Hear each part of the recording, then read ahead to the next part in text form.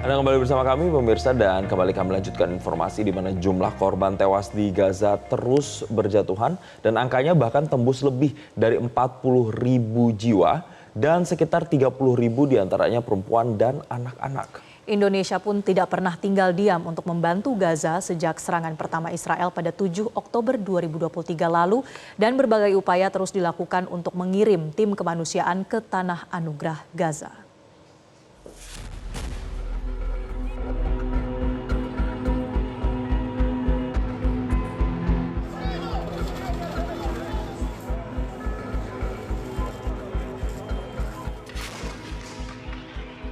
...281 hari sudah genosida terjadi di tanah Gaza, Palestina. Sejak 7 Oktober 2023, serangan udara dan serangan darat Israel terus membombardir Gaza. Tembakan roket dan bom Israel seolah-olah tak pernah berhenti membombardir Gaza dari berbagai sisi. Yang lebih memilukan, masyarakat Gaza Utara dan Gaza Tengah yang telah dipaksa pindah ke lokasi pengungsian di Gaza Selatan masih terus diserang. Lokasi pengungsian tak lagi aman bagi nyawa mereka. Jumlah korban tewas di Gaza terus berjatuhan. Angkanya tembus lebih dari 40.000 jiwa dan sekitar 30.000 diantaranya perempuan dan anak-anak. Indonesia tak pernah tinggal diam untuk membantu Gaza. Sejak serangan pertama Israel 7 Oktober 2023 lalu, berbagai upaya terus dilakukan untuk mengirim tim kemanusiaan ke tanah anugerah Gaza. Di bawah serangan roket dan bom yang terus terjadi, tim medis Indonesia secara bergantian terus melaksanakan misi kemanusiaan di beberapa rumah sakit di Rafah. Seperti Rumah Sakit Kuwaiti Rafah, Klinik Tan Al Sultan Primary Health Care Center, dan Rumah Sakit An-Nazar Gaza Selatan. Tim medis Indonesia bekerja di saat nyawa mereka pun terancam. Tidak hanya tim medis, 3 orang tim medis sukarelawan Rumah Sakit Indonesia juga hingga kini masih berada di Gaza, mengupayakan untuk membangun kembali rumah sakit Indonesia yang hancur akibat serangan roket dan tank Israel ke Bet Lahia, Gaza Utara. Genosida di tanah Gaza memang belum berhenti. Korban jiwa semakin tak terhitung. Kelaparan mulai menyerang karena pintu perbatasan Rafah masih tertutup untuk bantuan kemanusiaan. Tak hanya Indonesia, mata dunia pun tak tinggal diam untuk terus mengupayakan kebebasan dan menghentikan genosida di tanah Gaza, Palestina. Pemirsa, serangan Israel ke Gaza tidak mematahkan semangat tim medis Indonesia untuk terus membantu korban di sejumlah rumah sakit di Gaza. Dan pemirsa, untuk mengetahui bagaimana kisah para relawan medis Indonesia yang berjuang di jalur Gaza, sudah hadir bersama kami di studio Metro TV. Ada perawat sekaligus bidan Ita Muswita dan Dr. Reifal Haidar. Langsung di studio kami. Selamat pagi Dr. Reifal, Mbak Ita. Pagi. Terima kasih sudah hadir di sini. Ini suatu kehormatan juga bagi kami ya bisa mendapatkan kesempatan dari Bu Ita, Mas Reifal untuk bercerita bersama dengan kami. Mungkin kita bacakan dulu ya bahwa mereka ini sudah punya beberapa pengalaman terkait dengan misi-misi kemanusiaan secara internasional. Seperti misalnya Bu Ita ini telah berpengalaman membantu di gempa Turki dan juga Syria di tahun 2023. Kemudian sebagai tim medis kemanusiaan di Afghanistan tahun 2024 dan tim medis di Gaza selama 2,5 bulan di tahun ini. Ya, sementara kalau untuk Dr. Reifal Haidar ini merupakan dokter umum yang bertugas di emergency atau IGD dan pengalaman tim medis internasional diantaranya adalah tim medis di Gaza selama 1 bulan di tahun 2024. Nah, kita mungkin langsung mau tanya-tanya, mungkin pertama ke Bu Ita dulu deh, Bu Ita, karena di sana kami dengan informasinya kan 2,5 bulan di sana, waktu yang cukup lama. Dari dikirim di Indonesia sampai dengan di sana itu prosesnya seperti apa? Ibu mendaftar, mengajukan diri atau dipilih atau seperti apa? Ya, walaupun saya relawan Mercy, saya mengajukan diri, kemudian sebenarnya tuh saya nggak nyangka secepat itu dikirim. Jadi memang sudah apply juga mau masuk Gaza, tiba-tiba malam dihubungi, bisa nggak berangkat ke Gaza. Kapan untuk itu, Bu? minggu depan. Hari Sabtu dihubungin, berangkatnya Selasa. Saya bilang, siap, kalau dibutuhkan saya siap. Oke, saya siapkan perlengkapan saya. Kemudian hari kita tim pertama, kebetulan Dr. Reifal sudah berangkat dulu. Saya tim selanjutnya gitu kan. Proses berapa hari Kalau keluarga sejauh ini sudah setuju, jadi nggak pernah bermasalah saya untuk izin-izin. Kemudian kita berangkat sampai ke Mesir, ya, sampai ke Mesir. Nah di Mesir saya pikir kita cuma stay 1 minggu lah untuk declare kan segala persyaratan. Ternyata pada saat mau berangkat pun kami tim ini masih ditunda lagi ya, di cancel lagi untuk 1 minggu ke depan. Berarti artinya 2 minggu. Saya itu 2 minggu, Mesir, Dr. Reval sendiri udah 1 bulan. Jadi tapi kita akhirnya berangkat dalam 1 tim.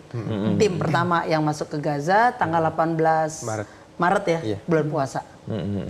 Oke, artinya memang prosesnya cukup panjang juga ya Iya, ternyata iya. untuk bisa sampai ke tanah Gaza di Palestina. Betul. Nah kalau Dr. Reval sendiri bagaimana proses awalnya? Ini kan artinya misi kemanusiaan pertama ya di Mercy yang diikuti. Apa sih dok yang kemudian membuat betul-betul ingin terlibat langsung datang ke Gaza?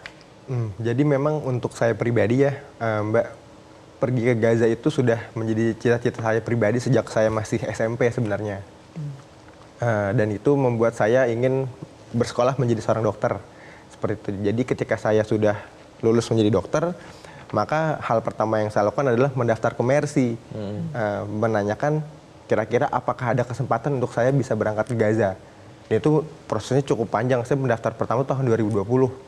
Seperti itu. Nah, namun memang ketika perang ini terjadi pun saya follow up lagi ke Mercy. Kira-kira ada nggak rencana untuk berangkat ke sana?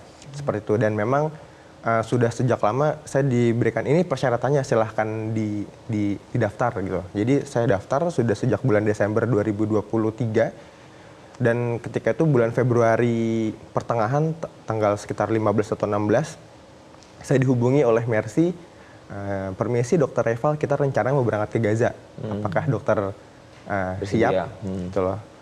Itu saya langsung jawab, siap Mbak, kapan? Gitu loh. Insya Allah minggu depan dok. Baik. Waktu itu saya minta izin untuk dari rumah sakit tempat saya bekerja, namun ternyata memang ya izin, ya kan kita tidak tahu berapa lama ya, pergi ke Gaza kan biasa 1 bulan atau lebih gitu loh. Dan memang daripada saya mengganggu ritme pekerjaan di rumah sakit, akhirnya saya memutuskan untuk resign pada saat itu dari rumah sakit tempat saya bekerja. Kami berangkat, pada saat itu saya dengan 2 dokter ortopedi dan 1 logistik berangkat ke Mesir pada tanggal 22 Februari, seperti itu. Dan memang proses yang tadi dikatakan oleh Kak Ita, kalau Kak Ita menunggu kurang lebih 2 minggu di sana, saya tim yang lebih dulu berangkat ke Kairo, kami menunggu kurang lebih hampir 1 bulan karena di sana 3 kali kami dibatalkan masuk. Jadi memang cukup rumit proses untuk masuk Proses sana. nunggunya, proses masuknya itu saja sudah jadi tantangan tersendiri untuk tim relawan untuk bisa masuk begitu ya. Iya, betul. Oke, saya ke Bu Ita lagi. Bu, Ibu kan di sana bertugas sebagai tenaga kesehatan dan juga bidan juga di sana.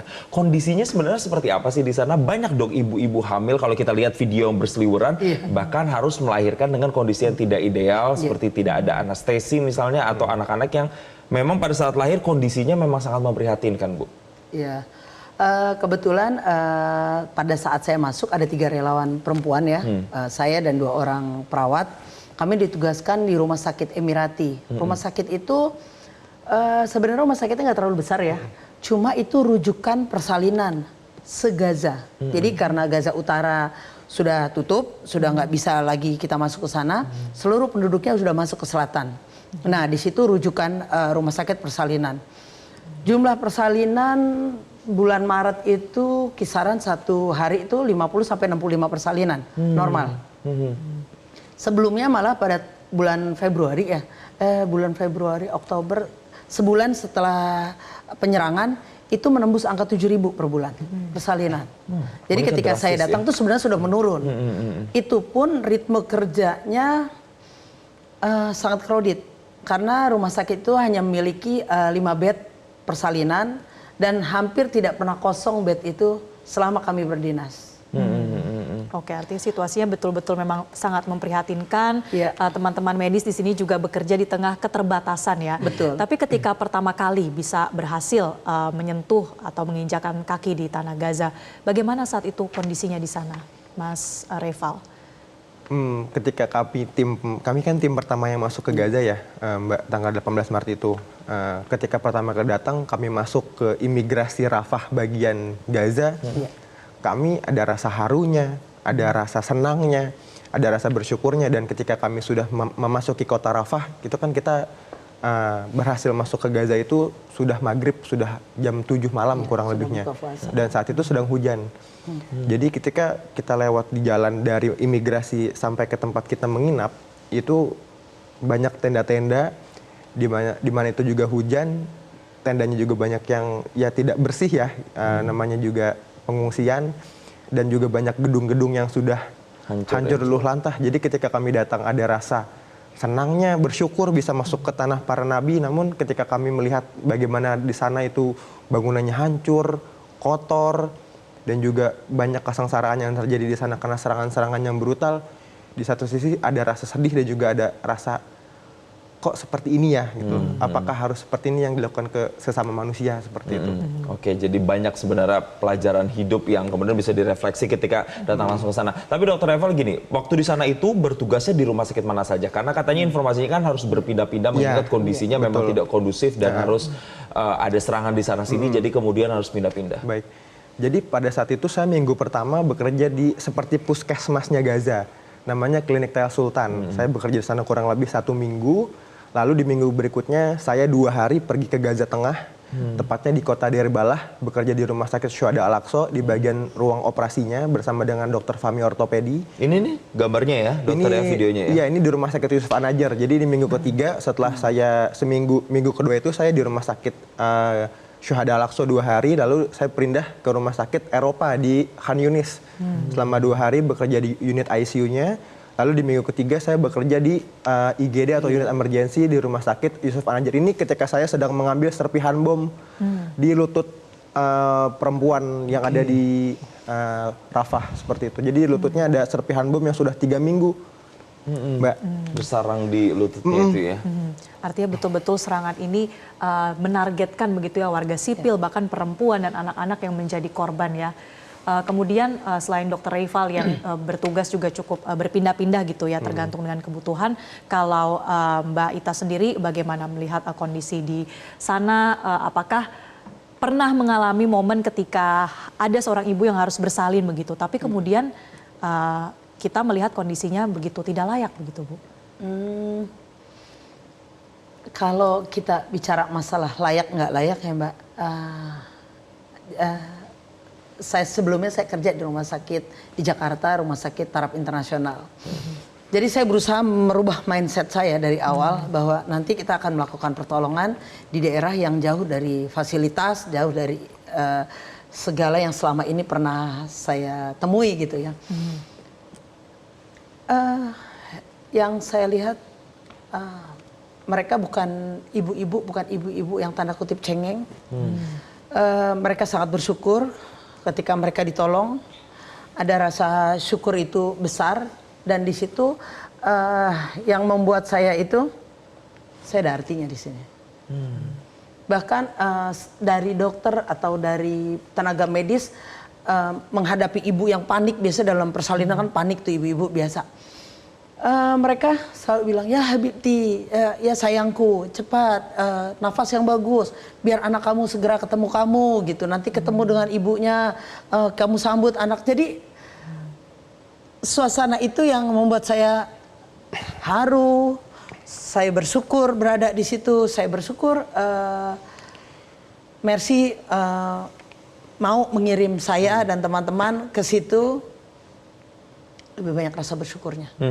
Walaupun memang bagi sebagian besar masyarakat yang melihat kondisi di belakang ini, di video yang ditampilkan di belakang ini mungkin tidak ideal begitu, bukan sesuatu yang nyaman begitu bagi kebanyakan orang. Nanti saya akan tanya Ibu dan juga ke dokter ketika bekerja di sana, membantu masyarakat yang ada di Gaza di sana, tentunya ini tidak lepas dari berbagai macam ancaman. Apa yang kemudian dipersiapkan secara psikologis di sana, nanti kita akan bahas secara lebih lengkapnya. Pemirsa, tetaplah bersama kami di Selamat Pagi Indonesia, akan kembali saat lagi. Anda kembali bersama kami pemirsa dan kembali kami lanjutkan perbincangan bersama dengan Bu Ita dan juga Dr. Reval. Mungkin pertama ke Bu Ita dulu deh. Ya. Bu Ita beberapa kali terjun ke situasi misalnya perang sampai kemarin di Gaza. Pertanyaan saya sangat sederhana Ibu. Ya. Takut mati nggak Bu? Takut mati. Saya tuh suka bingung ya kalau dibilang takut mati karena wujudnya kita hidup kan memang hukumnya wajib mati, udah pasti mati. Cuma yang saya takutkan ketika saya mati dengan keadaan tidak baik-baik aja. Artinya saya sedang melakukan sesuatu yang Allah murkai. Tapi sejauh saya dengan teman-teman insya Allah untuk takut mati enggak sih. Enggak. Itulah yang kemudian membuat keluarga Ibu pun juga sangat begitu mendukung begitu untuk langsung pergi ke sana gitu ya. Oke. Kalau Dr. Reval sendiri tak ada ketakutan untuk sampai mati dengan kondisi yang seperti yang dialami oleh warga Gaza di sana? Baik, sebenarnya takut menurut saya wajar ya Mas. Karena setiap manusia pasti apalagi masuk ke medan konflik pasti ada rasa takutnya sedikit. Namun rasa takut itu menurut saya membuat kita lebih waspada sebenarnya.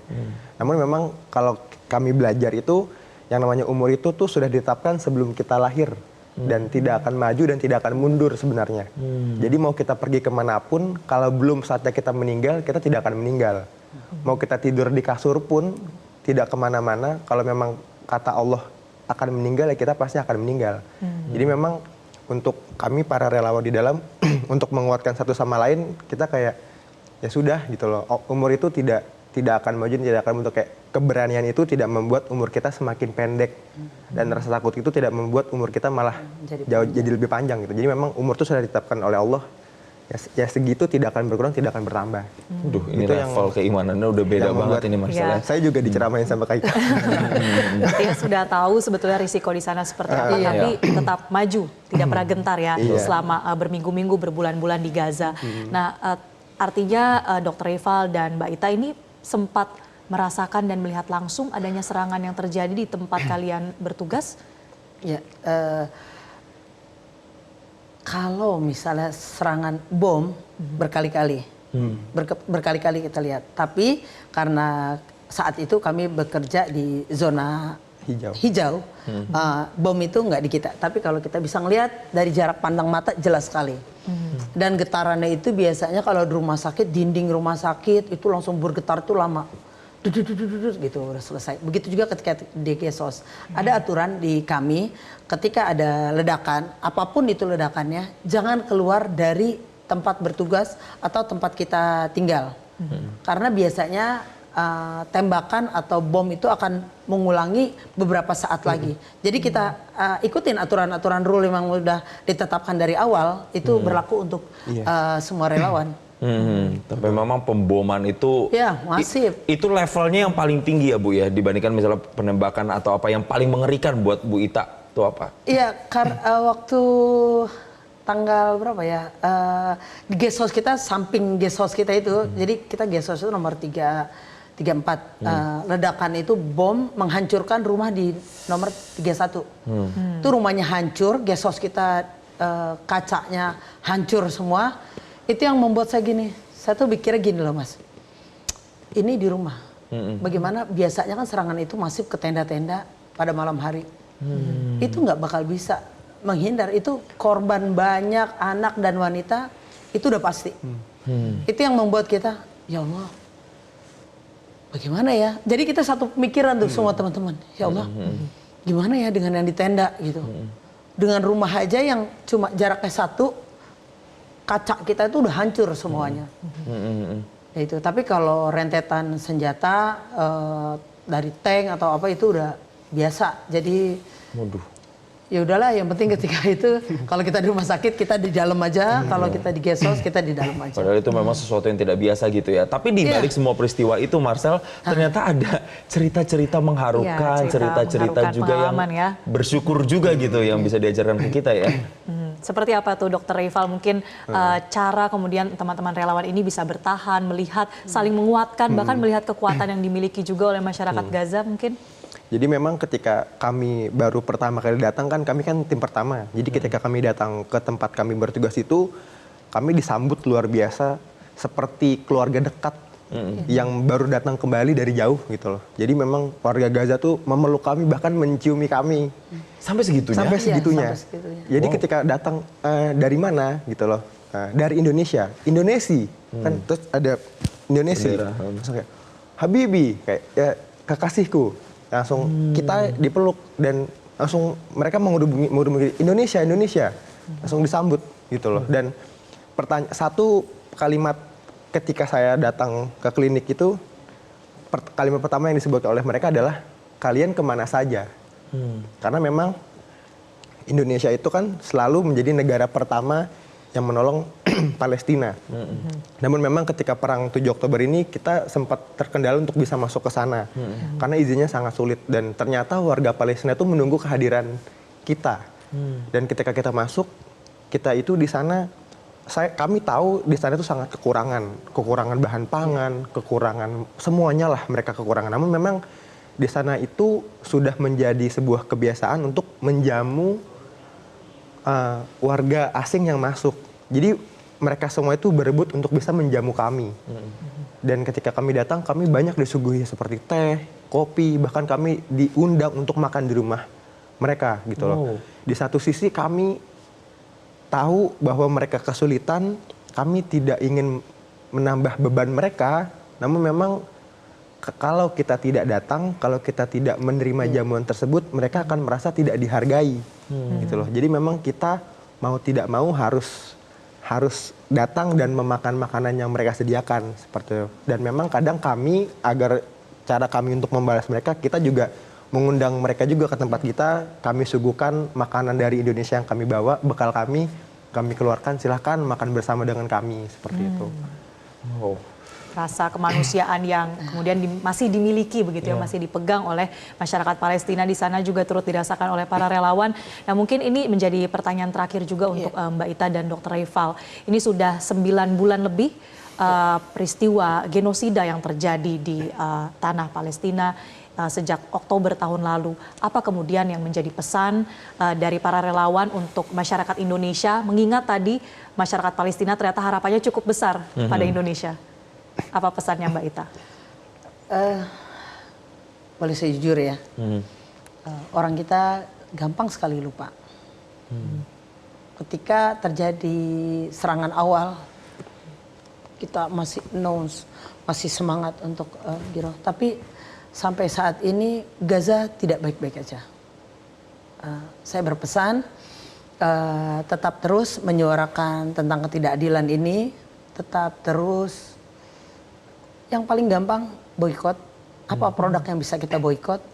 Kalau orang bilang, ada yang bilang nggak berpengaruh, bagi saya itu pengaruh. Karena paling tidak masing-masing kita nanti akan dipertanyakan di hari akhir, itu yang kami yakini. Apa yang sudah kamu lakukan untuk Palestina? Apa yang sudah kamu lakukan? Sedikit pun tindakan yang kita lakukan itu berarti. Ini bukan peperangan, ini pemusnahan, ini genosid.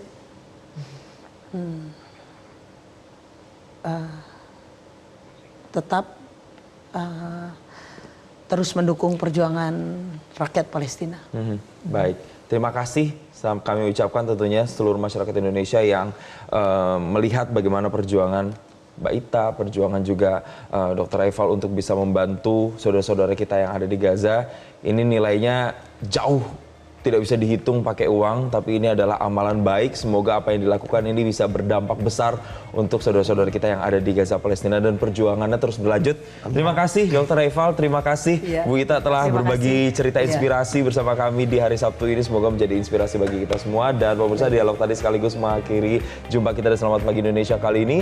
Mewakili rekan-rekan yang bertugas, saya Jason Sambo. Dan saya Marcelina Tumundo. Terima kasih pemirsa atas kebersamaan Anda. Selamat pagi dan sampai jumpa. Jelajahi cara baru mendapatkan informasi. Download Metro TV Extend sekarang.